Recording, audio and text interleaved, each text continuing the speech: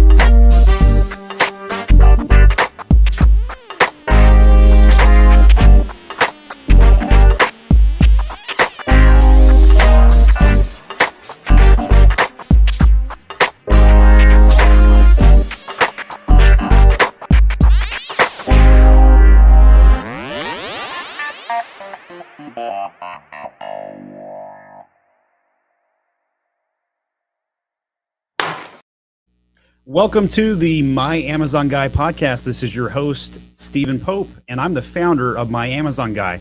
In today's podcast, we're going to bring a guest on from GS1 who is going to answer any questions from the audience today as it relates to barcodes, UPC codes, GS1 codes, everything that you may need to help with your Amazon FBA business.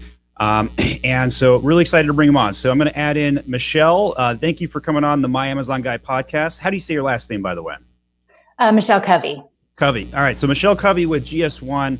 And as I understand it, you're the vice president of partnerships at GS1 and a qualified GS1 expert that can answer all kinds of questions today. Is that all accurate?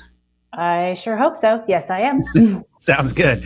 Well, before we dive into straight up Q&A with our audience today, want to give you a chance to tell us a little bit about what GS1 is. So imagine somebody's never heard of GS1. What do they need to know? So thank you, first of all, thank you for having me today. GS1 is actually a global standards organization. We manage, most people know us for the barcode. So we manage the standards for how brands can identify their products for basically retail trade. So that UPC barcode that you see on your products at the grocery store that go beep at the checkout stand, we manage the standards behind that. There are many other business-to-business standards that we manage, but that is what we're most widely known for. Very cool. So why would somebody need a barcode? What does that give them value to? So the number that is associated to that barcode helps brands uniquely identify their product. So think of it as kind of like a license plate or a social security number associated to that product.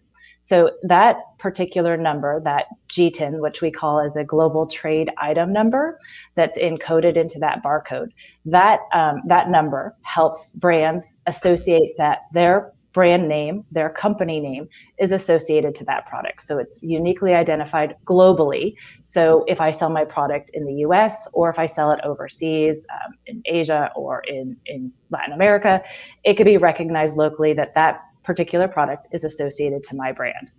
So it is a global standard and it's recognized everywhere. Well, perfect. So the codes that you guys offer, are they specifically UPC or do you also offer EAN as well? How does that work?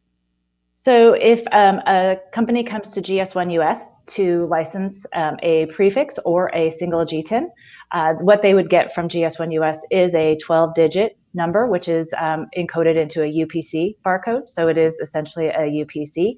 Other member organizations around the world, so there are other GS1 offices that service their local regions. They generally issue out EANs, which are 13-digit. But both are recognized, again, globally and can be used in, especially if we're talking Amazon, both are recognized on the Amazon platform. So, by the way, I've used that personally myself. I've used both with Amazon. They work great. So let's talk a little bit of history.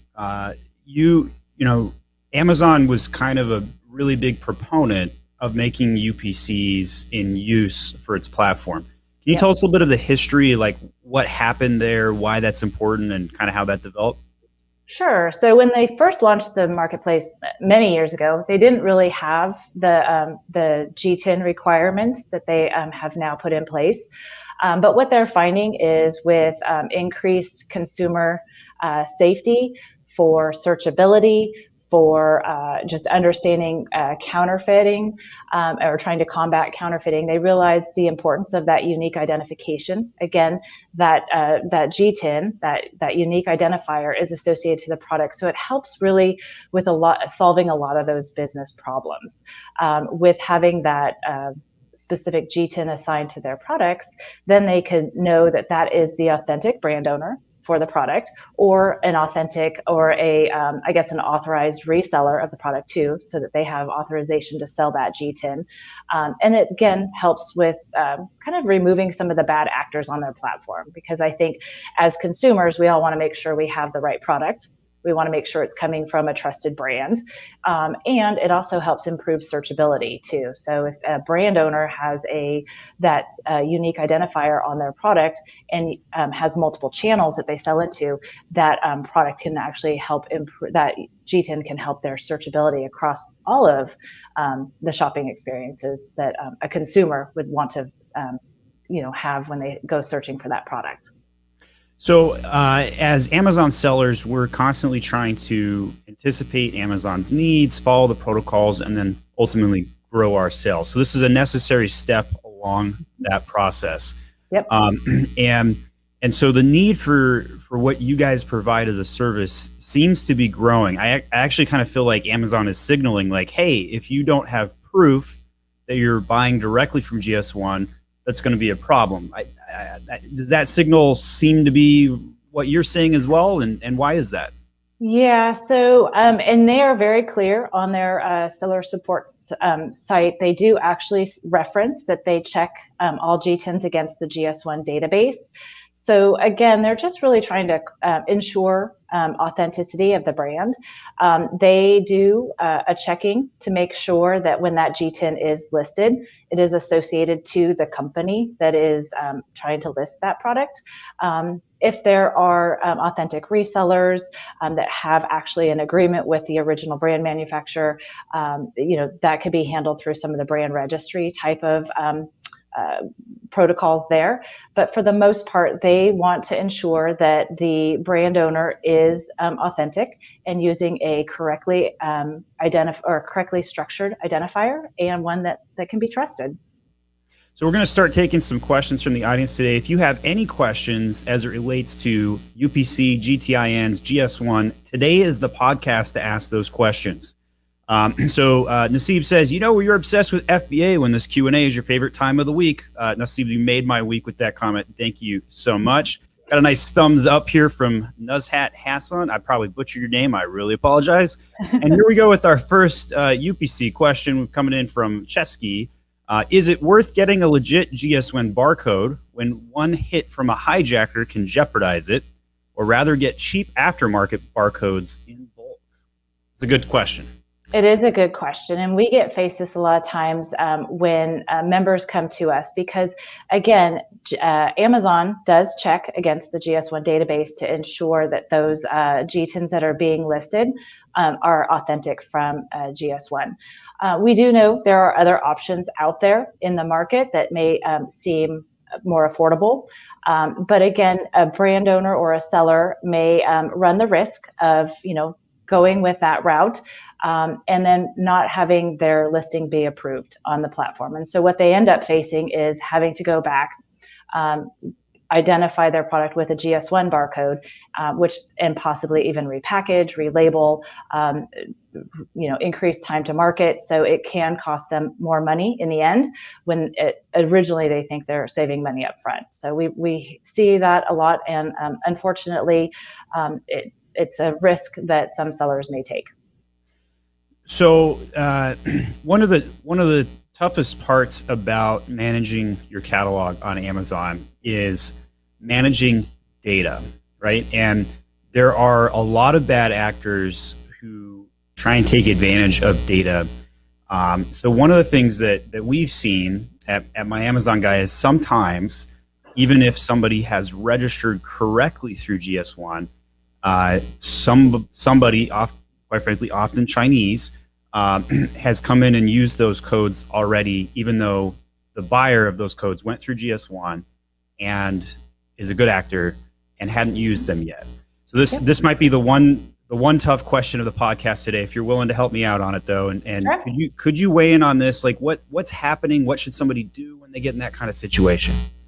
So it's a great question, and we do know it happens. Unfortunately, there are bad actors out there and try to work the system, think that they have an authentic GTIN and associate it to their product, but it is really truly licensed to a different brand owner or the real brand owner. We call those hijacked listings. At least that's how we refer to them. For those particular hijacked listings, we have a process with Amazon to help the authentic GS1 member remove those hijacked listings and get their listing approved. So it's an escalation process that we have in place with Amazon through our GS1 member support team. So if that does happen, that seller can contact our member support team. And a quick reference is info@gs1us.org, and we can provide that for you. But they could contact us, say, my listing's been hijacked by somebody else, but I do own the identifier. We have a template of the information we'd ask for that seller to provide, and then we send that into Amazon, and then Amazon will remove the hijacked listing and allow the authentic brand owner to list their product. Sierra, my assistant, I am not seeing the next comments load. I just posted one myself. Are you seeing them on your side? Or bring you into the stream here. You see them? Can you help me out and read our next questions? I actually am not seeing any of them. Yes. All right. From Perfect. Matt, Thanks for your help on that. Yeah, from Matt, can you only buy legit GS1 barcodes from GS1 Direct? Yes. So GS1, we are a global organization. So again, we have different offices in different regions. So GS1 US, GS1 UK, GS1 Brazil. Each one of the GS1 member organizations are authorized to license the either their company prefix, where you could get bundles of GTINs, or GS1 US also has a single GTIN offering, but we are the only authorized source for those GS1 identifiers.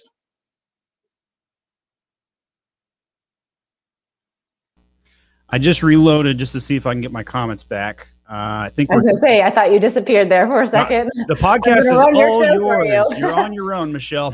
All right, my comments seem to be working now, so I appreciate your patience on that. All right, so can you use UPC barcodes you purchased for a specific one brand for another brand you also own? The two products are from two different categories completely. So if you look at how the rules are when you associate a barcode or a GTIN to your product, each GTIN should be identified to that unique product. So if you're asking, can you reuse that? So if you use it on one product, but then also change it and put it on another product, that is not acceptable. But if you have a prefix, which is the ability to create a bundle of GTINs off of that prefix, and you have different brands within that prefix, that is allowed. It's just how you manage the allocation of your GTINs. But you can, just as long as each unique product has a unique GTIN associated and not reused. Yeah, so no reusing. I think that's pretty abundantly clear. I often would see that in the supplement space where they change like one ingredient and then keep using it. So it's not allowed. Technically not allowed because it's a different product. But the way that Amazon would view that is it would force a new ASIN as well, which then people would lose out on their reviews, which is why you see them make that decision. All right, so let's go to but just to clarify though, so on that question. Somebody can if they choose to use multiple brands under their same prefix?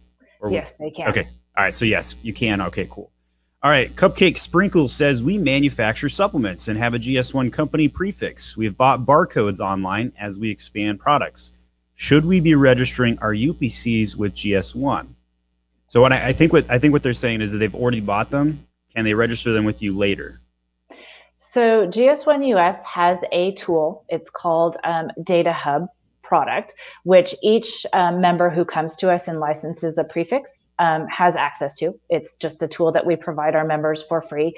And it's really a tool that allows the brand owner to create their GTINs and then also associate some products to it. That is a great way for them to manage it. Their GTINs are then registered in our global registry platform, which is shared globally. But it is so it's a tool that can share those items. But it's up to the brand owner if they want to. We would recommend it. But that prefix is already registered also and is shared in our database that we share with Amazon that does the validations against that company prefix. Got it. And just a clarification from our last comment. Sorry to clarify, I meant I have brand prefix, which I think we've answered the question correctly, though. And yeah, you can use multiple brands with that same prefix. Yep. Perfect. All right, going to Lucho here. GS1 UK, okay to use with Amazon? Or yes. Our company is registered with GS1 UK and uses EAN. Yes. So again, going back to the identifiers, a UPC or an EAN, both acceptable identifiers and accepted on the Amazon platform. Got it. And then that email address that you talked about earlier, I'll now put it on screen. Is that the correct email address? info@gs1.org? info@gs1us. Aha. Okay, let me try that one more time. Everybody always gets that wrong. Info.org. Okay, hold on. info@gs1us.org. Okay, I don't know if I went the right direction or not. Nope. All right, Sierra, help me out. Okay, so go ahead and one more time, Michelle. What email should they use if they have a hijacked issue? info@gsone.us. GS1US.org. Thank you for that. I appreciate it. Sorry for the trouble. No worries. All right, so we just want to make sure we help people out if they have any hijack listings. All right, so Caitlin's giving us the assist here. Thank you, Caitlin. I appreciate it. Caitlin at GS1 here, coming in for the assist. All right, so what else do people typically not understand about the GS1 process, GTIN process, you think people need to know about? So one of the things that we've heard over the years is coming to GS1 is expensive. We've heard and we've tried to listen. So for many years, most people know GS1 as coming to us and getting bundles of GTIN. So many years we've offered packs of say like 10, 100, 1,000 capacity, and those are under Prefix, where you get a kind of like a block of GTINs, and then you could enumerate in those blocks.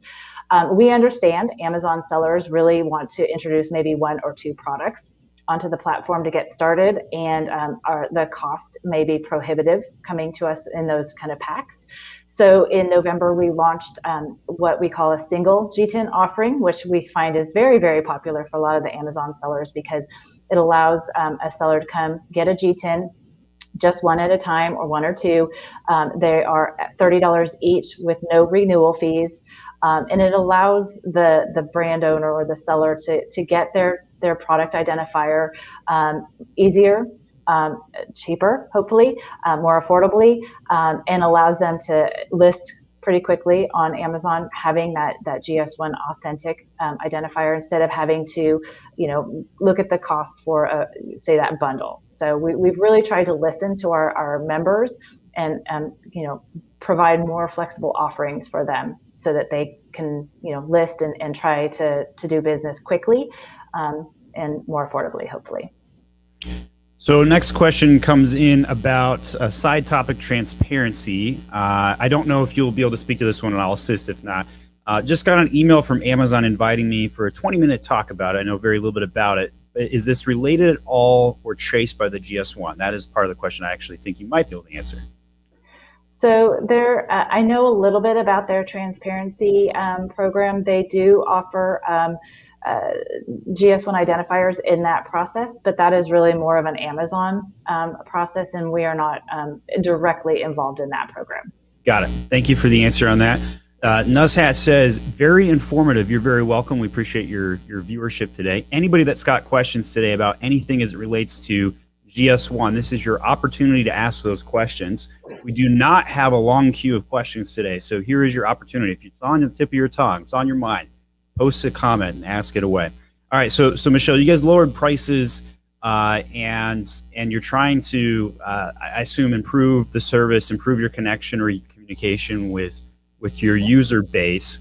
How do you feel like that's going? Do you think that you're able to articulate the need for your service better now than say in the past? Yeah, I mean, going back to some earlier comments, Amazon has definitely been more, have had more requirements on GTIN, and have been slowly reducing their GTIN exemptions and making more and more requirements on those sellers to have an authentic GTIN. So with that, again, we've just heard sellers and our members say, you need to have some more offerings for us to make it more easier to do business with, and an easier point of entry into the market. So that single GTIN offering, I think, was really a game changer for us, and also for a lot of the Amazon seller community. We've gotten a lot of great positive feedback because it now allows those sellers to have, like I said, a more affordable, but also a GS1 authentic GS1 identifier that they could use on the marketplace. So just we're trying to meet the needs of our members and really be there for them. So Caitlin, if you want to post a link in the comments section for where somebody can purchase a single UPC or GTIN from GS1, we'd be happy to put that on screen here. Our next question comes in from Nina. We bought a prefix for a pack of 10 products, and we need to extend to 100. Can we keep our prefix but upgrade our pack? Or do we need to buy a new prefix and also maintain our current prefix? So that's a very good question. One thing that we do also ask or have sellers kind of think about is when you come to us, again, if you think you only have 10 products, think about where your business is going to grow. We do know that you get successful and then you want to add products. Once you license a 10 capacity prefix, we really can't extend that. So it would mean coming back and licensing another prefix, whether it's 100 capacity or whatnot. So we always try to encourage sellers to think about first of all, how many products do they think they have? And then what kind of variations do they have? So if you think you have one t-shirt, do you offer it in multiple colors and sizes? Because that can influence the number of GTINs you'll need. But also, where do you think your business is going to grow in the next 2 to 3 years? So unfortunately, we can't extend a 10 capacity into a 100 capacity. It would be a new license, and a new separate license that you would have to kind of get. And so, Nina, what I would do from an Amazon perspective is I would not change any of your past products. I would just leave them alone. Yep. And then with the new products, they're just going to have different series on their UPC. It's really not a big deal from an Amazon perspective. This is just a GTIN situation, in my opinion, because it would be nice to have one prefix for everything, right? So it would be, but then that's when you have license a larger capacity, and some just find that either they don't need it or it might be cost prohibitive for them. Got it. All right, so here we go into our next question here. Cupcake Sprinkles, it sounds like you're saying that if we have a company prefix, that it doesn't matter how we acquire the barcodes because the prefix is registered. Can you confirm? Are there any reoccurring fees? So I'm kind of focusing on the how we acquired the barcodes. So it's if you've come to GS1 and licensed a company prefix through GS1, you're good.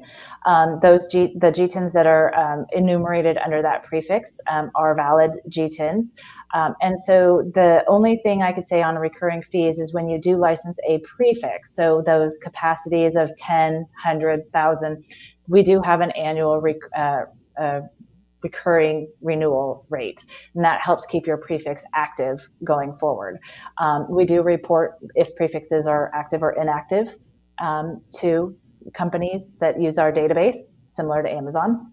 So that's why, again, when we launched the single GTIN, we did not put a recurring fee on it because we just wanted to make sure we made it easier and more cost effective for those sellers. Got it. So one of the topics that frequently comes up for me is brand name changes on Amazon. Mm-hmm. And so I see you smiling, so you might have some thoughts on this one. If I have registered a prefix to a certain brand, you've already said you can have multiple brands and that's not a problem.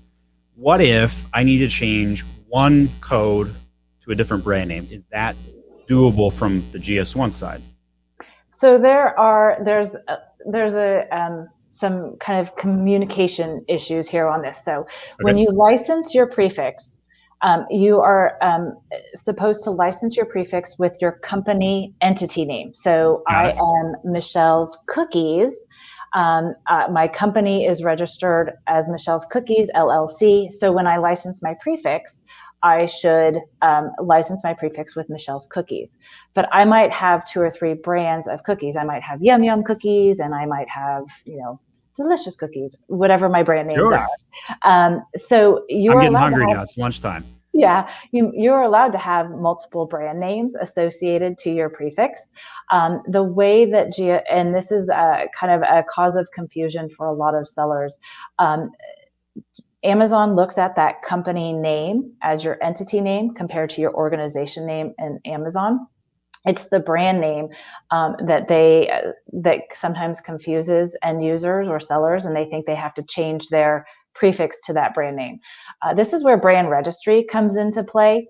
And so if you can manage your brands, and I don't know all the specific requirements into brand registry because that is definitely an Amazon proprietary solution. But what Amazon has told us is if you can manage your brand names through brand registry, again, you could have multiple brands associated to your company, and you don't need to change your company prefix name to match your brand. So think about some of the large multinational companies that have many brands underneath them. You can't keep changing your prefix name to each brand. So I think your delineation was extremely helpful. So when somebody buys a prefix, it's the company, not the brand. Yes. Yeah, exactly. So I think that's a great delineation. Thank you for doing that. Yes, because we do see a lot of companies that come to us and keep wanting to change their company prefix name to their brand name. And so we have to coach them that their prefix should stay to their company name, their organization name, and then the brands that they sell need to be managed through brand registry. Got it. Okay. Quick side note for our audience here. I'm going to share my screen just briefly. We have a video we put out 2 days ago, and it's on all things related to the barcode scanning. And in this video, I talk about how you can scan both a UPC code and an FN SKU code, but you would still need to register with the GS1. And in this particular example in the video, I go into details about. You guys should watch this one after our podcast today. You shouldn't have both present. You should have one or the other. And that's exactly what Amazon likes to see. So just a quick side note on that one. Yep. All right, so let's go to our next question. But do you have any comments on labeling or any insights you can offer on labeling though? I think your advice was good. Yeah. Perfect. All right, let me go to the next question here.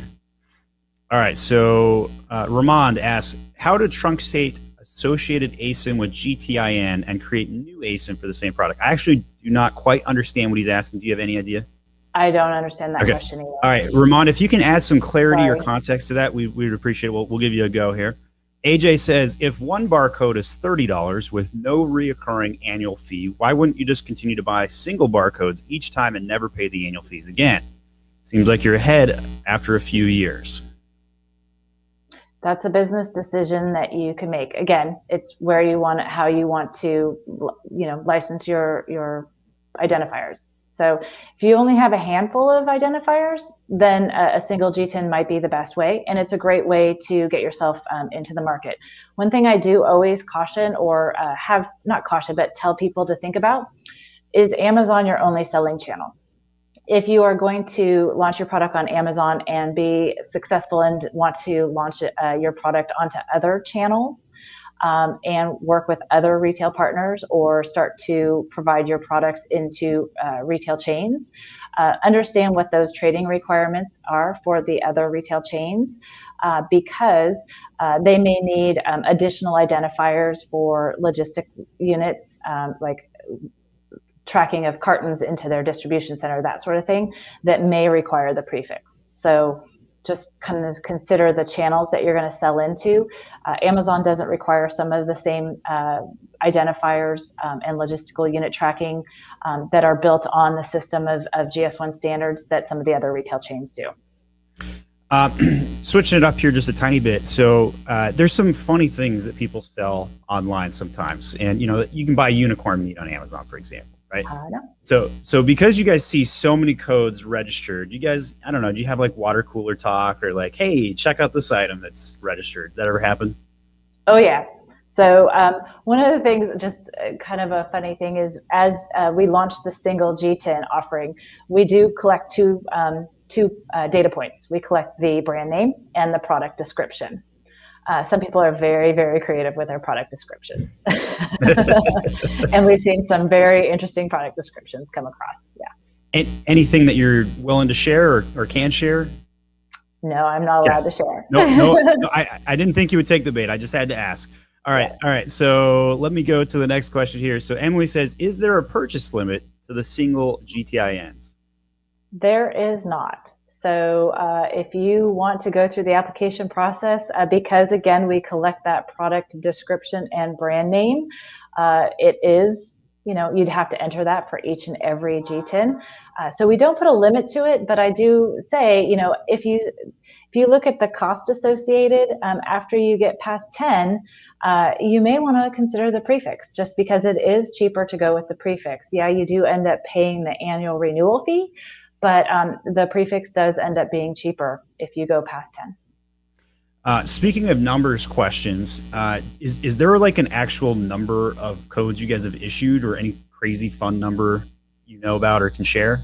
Well, I do know, I mean, globally, if you look at the number of identifiers, or what we call beeps, the scans of barcodes each day, we have over 6 billion barcodes that scan daily across the globe. So, and that's not just at the retail space. So the barcodes are also used in many other industries, healthcare, for example, patient safety. So you could beep a barcode that associates that patient to their records and stuff. So GS1 standards and that identifier is used globally, and over 6 billion beeps a day. 6 billion beats a day. All right. Travis says, what's the value in adding content metadata into purchased GS1 codes? Can that be searched or found somewhere, or is it just for my internal records? That's a great question, Travis. So again, I mentioned our GS1 Data Hub tool, which is where that data is stored. That data is shared to our global GS1 registry platform. It is a database that collects GTIN information from brand owners around the globe, and retailers around the globe can access that data and look for a GTIN and verify that that GTIN is a valid GTIN based on your product description and some other attributes, whether it's an image URL or a net content, some brand name. So that information is shared globally and can be searched globally as well. AJ says, if we purchased an expired GS1 barcode and want to go to the new GS1 route, are you able to help us have Amazon update our UPC on our items without losing our listing? So I'm not too sure you can't purchase an expired barcode. So I'm not too sure what that means. There's some vernacular in the space. So like, for example, somebody might go to eBay and buy 1,000 codes, right? So that's what people are calling expired or retired, if you will. You're welcome to correct the record or say why you should or shouldn't do that, and any advice you want to add.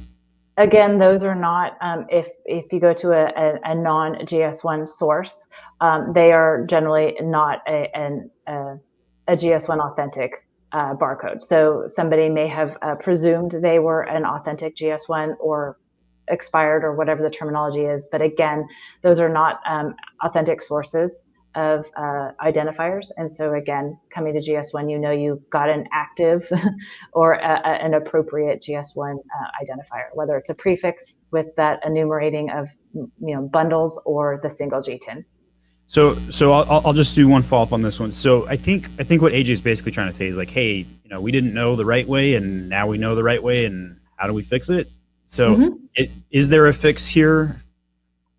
So again, we do work with Amazon. If you've actually in the past were able to somehow get your listing done with a non-GS1 authentic identifier, but now you want to update your listing with an appropriate, so you've now got your GS1 identifier, created or updated your product with that GTIN on it.